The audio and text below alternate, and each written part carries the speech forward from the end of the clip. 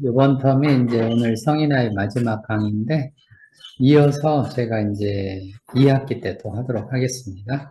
바로 성인아이부터 시작을 할 거니까, 오늘은 이제 중요한 시간이죠. 왜 중요한 시간이냐면, 전도서에 이르기를, 전도서. 모든 거는 뭐가 있어요? 때가 있다. 잘 아시네요, 이렇게? 성경들을 많이 읽으시나 봐요. 모든 거에는 때가 있다. 그래서 오늘은 뭐 할 때예요? 성인 아이들이?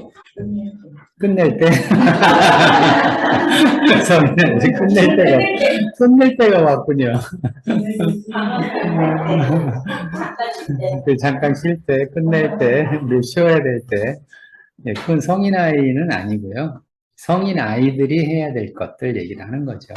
예, 성인 아이들이 지금 어느 지점까지 왔냐면, 지난번 강의에 이런 얘기를 해드렸잖아요.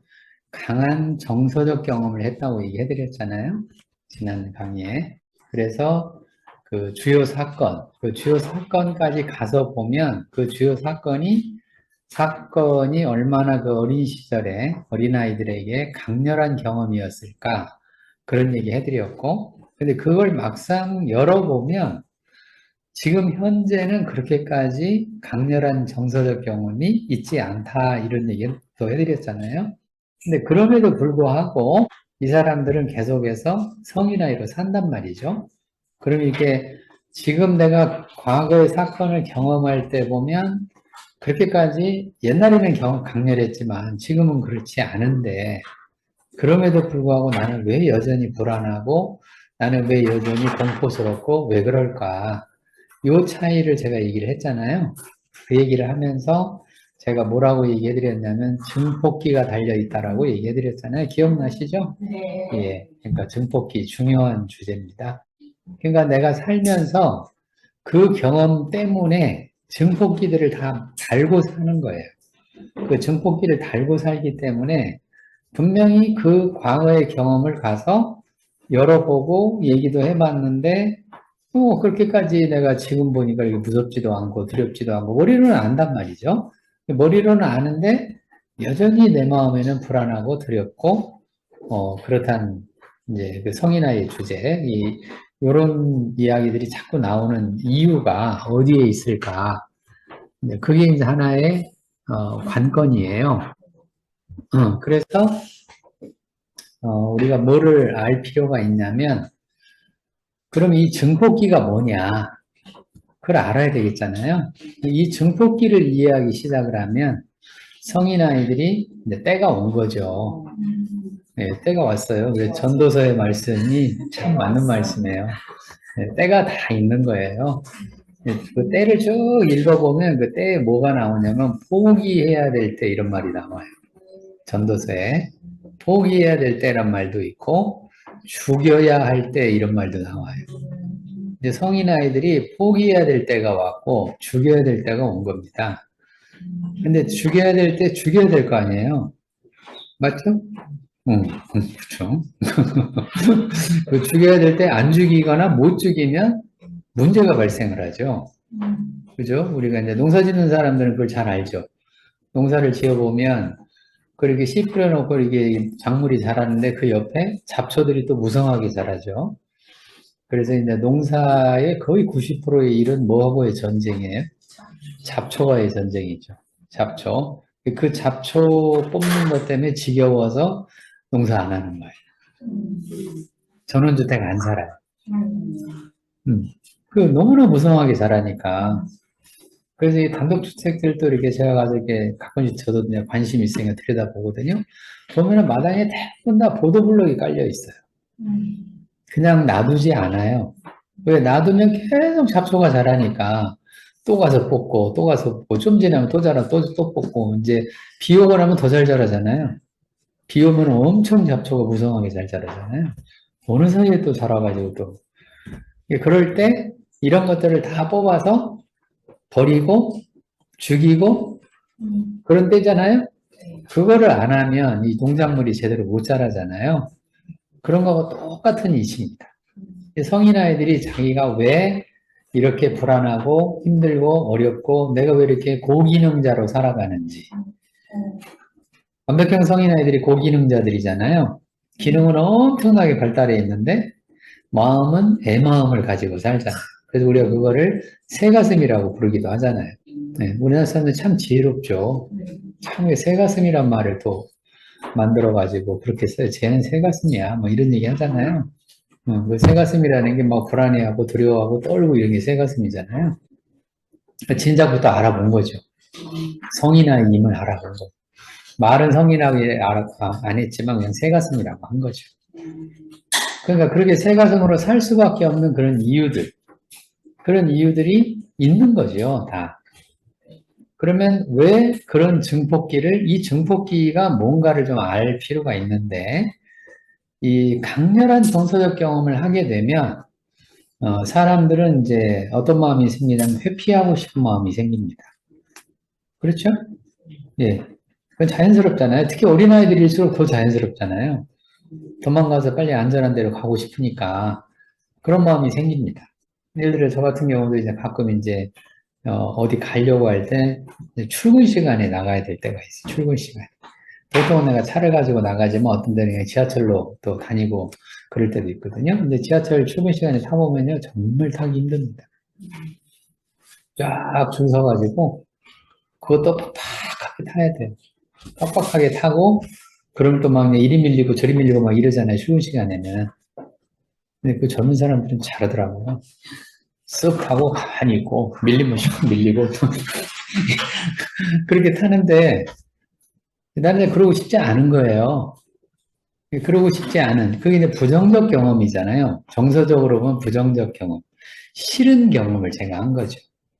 그러니까 그거를 피하기 위해서 제가 만드는 게 있더라고요.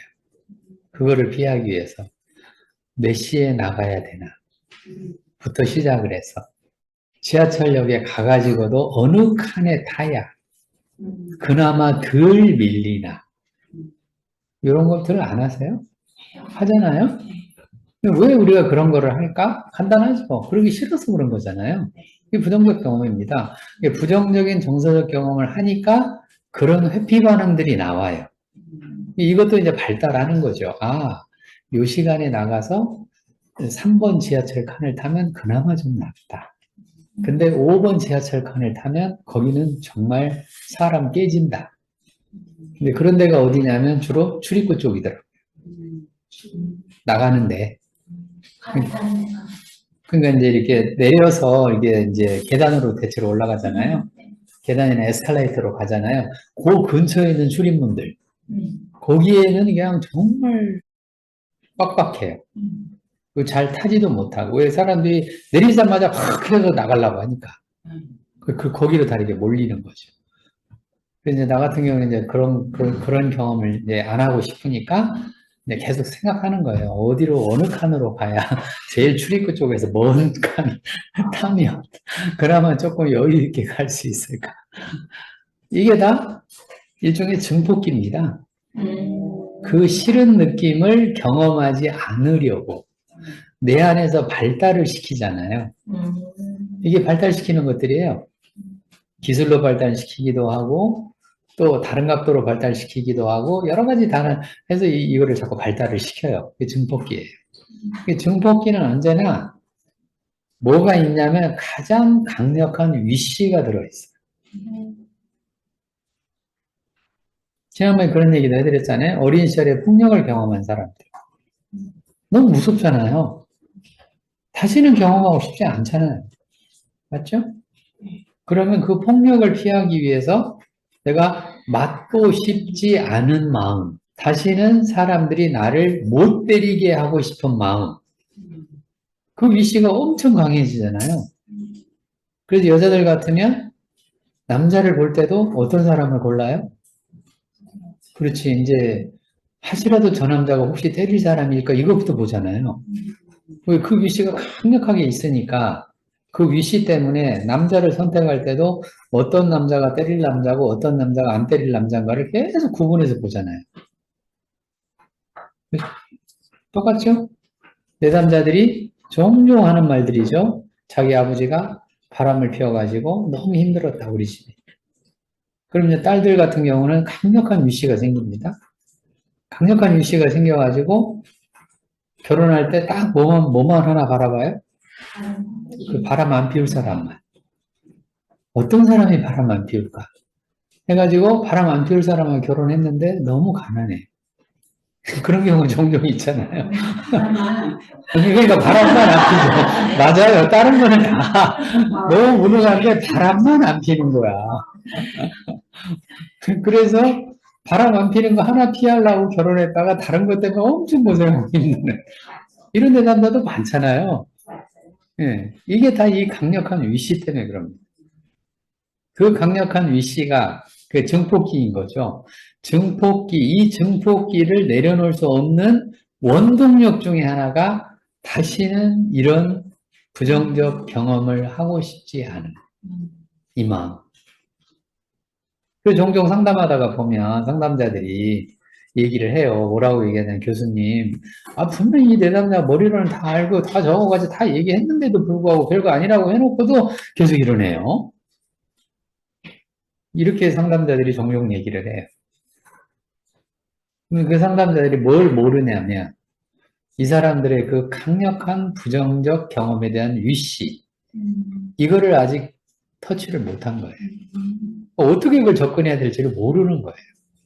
그러니까 머리로만 자꾸 얘기하고 마는 거예요. 머리로 얘기해도 어느 정도 이게 감소는 되거든요. 불안도 줄어들고 공포도 줄어들어요. 줄어들긴 하는데 결국은 그 위시가 사라지지 않는 한 이건 해결 안 됩니다. 이 증폭기 중에 하나니까. 그래서 내가 폭력 경험을 한 사람들은 이제 폭력 당하지 않기 위해서 여러 가지를 자기가 만들어 놓습니다. 그 증폭기 속에 다 들어있는 주제들이에요. 다 만들어 놔요. 그래서 이제 그거에 이제 그 지점까지 온 거죠. 성인 아이들이 요 지점까지 온 거예요. 이제 증폭기를 바꿔야 될 때가 온 거예요. 이 증폭기를 바꾸지 않으면 지금은 옛날하고 다르잖아요. 옛날에는 어렸으니까 내가 어떻게 할 수 없었지만 지금은 내가 어른이니까 충분히 대처도 가능하고 또 머리로 생각도 해보면 그런 일이 별로 안 일어날 거라는 것도 충분히 알고 이미 안단 말이에요. 머리로는 알면서도 어떻게 생각을 하냐면 그런 일이 꼭 일어날 것 같은 이 마음이 늘 있잖아요. 내 안에. 그러니까 그 얘기는 무슨 얘기냐면 이 증폭기 때문에 증상이 생기기 시작합니다. 옛날에는 경험을 했지만 지금은 내 증폭기 때문에 뭐가 생긴다고요? 증상이 생겨요. 왜? 이 증폭기가 온갖 비합리적인 생각들을 다 만들어내거든요. 인지심리치료 입장에서 보면. 비합리적인 신념을 만들어내요. 왜? 나는 이미 그쪽으로 딱 자리를 잡았잖아요. 뭘 잡았냐면 다시는 맞고 싶지 않아. 다시는 학대당하고 싶지 않아. 다시는 아빠가 바람피는 꼴을 보고 싶지 않아. 이런 쪽으로 딱 자리를 잡았잖아요. 이렇게. 자리를 잡아서 이 위시가 해결되지 않는 한 계속 그 위시대로 생각을 할 거 아니에요. 이게 강력하게 내 생각에 영향을 미치잖아요. 즉 감정이 뭐를 지배해요? 생각을 지배합니다.